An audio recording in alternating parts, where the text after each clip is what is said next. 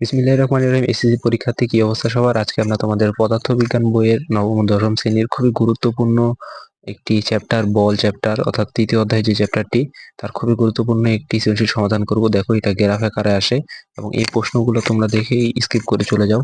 আমি আশা করি যে এই ভিডিওটি দেখলে তোমরা আর স্কিপ করে যাবে না কখনো। দেখো, আমাদের গ নম্বর প্রশ্নে বলছে বস্তুর প্রথম 25 সেকেন্ডে অতিক্রান্ত দূরত্ব নির্ণয় করো। এখানে আমাদের সময় বনাম ভরবেগের গ্রাফ দেওয়া আছে। এদিকে হলো সময়, এটা হচ্ছে ভরবেগ। এখন আমরা লক্ষ্য করো, প্রথম 25 সেকেন্ডে অতিক্রান্ত দূরত্ব নির্ণয় করব।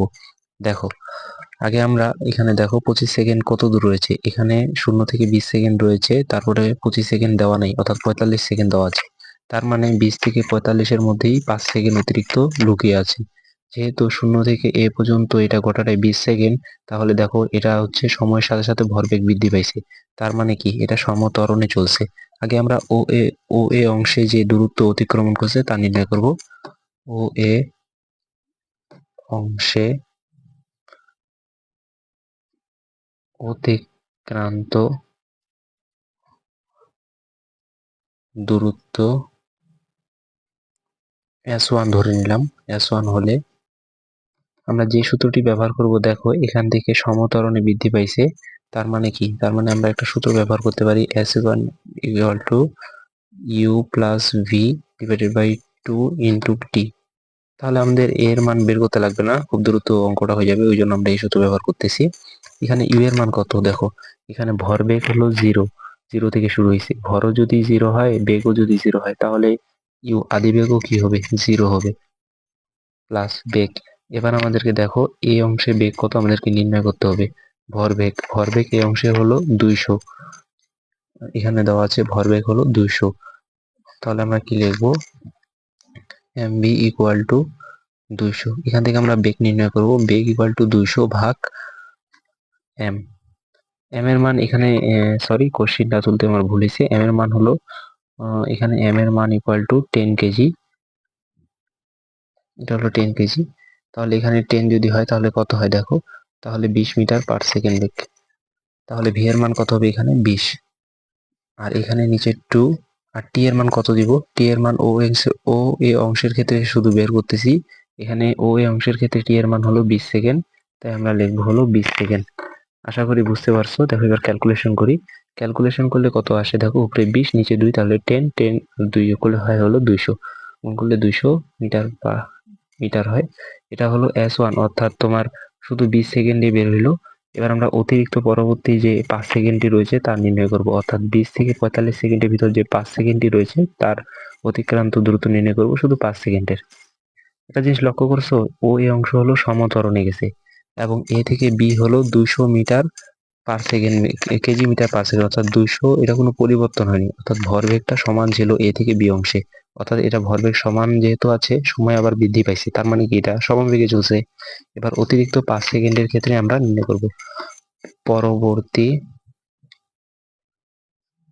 5 সেকেন্ডে অতিক্রান্ত দূরত্ব S2 হলে। S2 হলে আমরা কি লিখবো? S2 ইকুয়াল টু ভিটি, কারণ এটা সমবেগ। কারণ এটা দেখো সমানভাবে গ্রাফটাতে দেওয়া আছে। বেগের মান কত? বেগের মান তো আমরা নির্ণয় করলাম, এখানে হচ্ছে 20 মিটার। তাহলে এখানে হলো 20 মিটার পার সেকেন্ড বেগ ইন্টু 5 সেকেন্ড, তাহলে 5 দুগুণা 10, তাহলে 100 মিটার। তাহলে S1, অতএব S equal to S1 plus S2। তাহলে কত আসে? 200 প্লাস 100 কত আসে? 300, 300 মিটার। এটাই হলো আমাদের অ্যান্সার গ নম্বরে, অর্থাৎ 25 সেকেন্ডে মোট অতিক্রান্ত দূরত্ব 300 মিটার।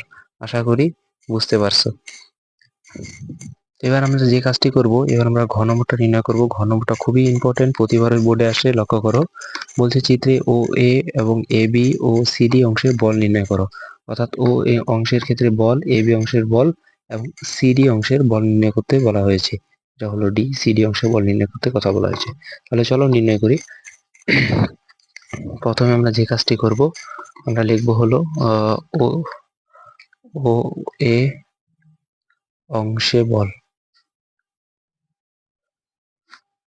আমরা বলের সূত্র কি জানি? F equal to M A. দেখো, আমাদের এখানে কিন্তু এ এর মান দেওয়া নাই, চেষ্টা করলে বের করা যাবে কিন্তু খুবই কঠিন হয়ে যাবে। তাই আমরা খুব সংক্ষেপে কিভাবে ম্যাথটি করা যায় তাই দেখব। আমরা যে কাজটি করব f ইকুয়াল টু আমরা জানি m, এটার ক্ষেত্রে আমরা a এর মান কি জানি, a equal to v minus u divided by t. এই যে m লিখলাম, a এর সূত্র হলো v minus u divided by t. লক্ষ্য করো, এখন mটা এটার সাথে গুণ আকারে আছে, তাহলে গুণ করে দিই উপরে mv মাইনাস mu ভাগ টি। আমরা তো তাহলে f ইকুয়াল টু এটাও লিখতে পারি, আশা করি বুঝতে পারছো। f ইকুয়াল টু এটাও লিখতে পারি, তাহলে আমরা এটা f1 দিই, কারণ ও এ অংশে শুধু বল নির্ণয় করতেছি, ওই জন্য 1 দিলাম। এবার আমরা মান বসাই দিই mv। mv বলতে কিসের মান? mv বলতে হলো ও এ অংশের শেষ ভরবেগ। শেষ ভরবেগ কত? 200 kg metre per second. mv হলো 200 মাইনাস mu। mu এর মান কত? mu হচ্ছে শুরু হয়েছিল এই যে ও এ অংশের ক্ষেত্রে, এখানে হলো 0, তাহলে এখানে দেব হলো 0। টি এর মান হলো ও অংশের ক্ষেত্রে 20 সেকেন্ড। 20 সেকেন্ড। তাহলে যদি এটা আমরা ক্যালকুলেশন করি কত আসে, তাহলে আসে হলো 10 নিউটন বলের একক।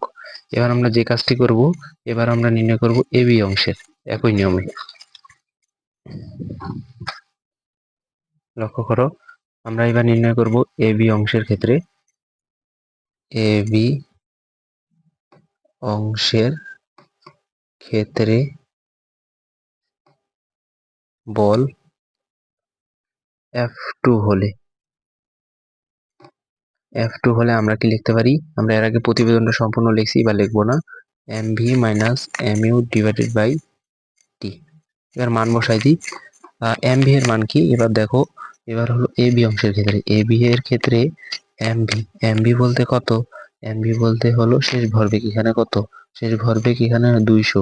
এই দেখো, এটা কিন্তু সমবেগের ক্ষেত্রে, তাই এটা অবশ্যই শূন্য হবে। উপরে 200, আবার mu মানে হলো a, এখানেও হলো 200। এবং লক্ষ্য করো, এখানে 45 থেকে যদি 20 বিয়োগ যায় সেকেন্ডের ক্ষেত্রে, তাহলে কত হয়? তাহলে থাকে হলো 25 সেকেন্ড। তাহলে এখানে হবে হলো 25 সেকেন্ড। এটা মাইনাস করে দিবা তোমরা, সাইড নোটে লিখবা। তাহলে এটাকে যদি আমরা ক্যালকুলেশন করি কত আসে, এটাকে আমরা যদি ক্যালকুলেশন করি তাহলে আসে হলো 0 নিউটন। কেন? উপরে যদি 0 থাকে আর নিচে যতই সংখ্যা থাকুক না কেন 0 নিউটন আসবে। এটা বের হলে আমরা এ বি অংশে, এবার সিডি অংশের ক্ষেত্রে বল নির্ণয় করব। সিডি অংশে বল F3 হলে F3 equal to mv minus mu ভাগ টি। mv এর মান কত? সিডি লক্ষ্য করে যে সি এবং ডি, সিডি অংশের ক্ষেত্রে mv মানে শেষ ভরবেগ কত? একদম ঠেকে গেছে, তার মানে হলো 0, মাইনাস mu বলতে সি কত আছে? 300 এবং টি 90 থেকে 60 বিয়োগ করলে কত হয়? পার্থক্য সময়ের 90 থেকে 60 বিয়োগ করলে হয় হলো তোমার 30। এবার ক্যালকুলেশন করলে কি আসে দেখো, এটাকে ক্যালকুলেশন করলে আসে হলো -10 নিউটন। এটাই হলো আমাদের আজকের সম্পূর্ণ ক্লাস।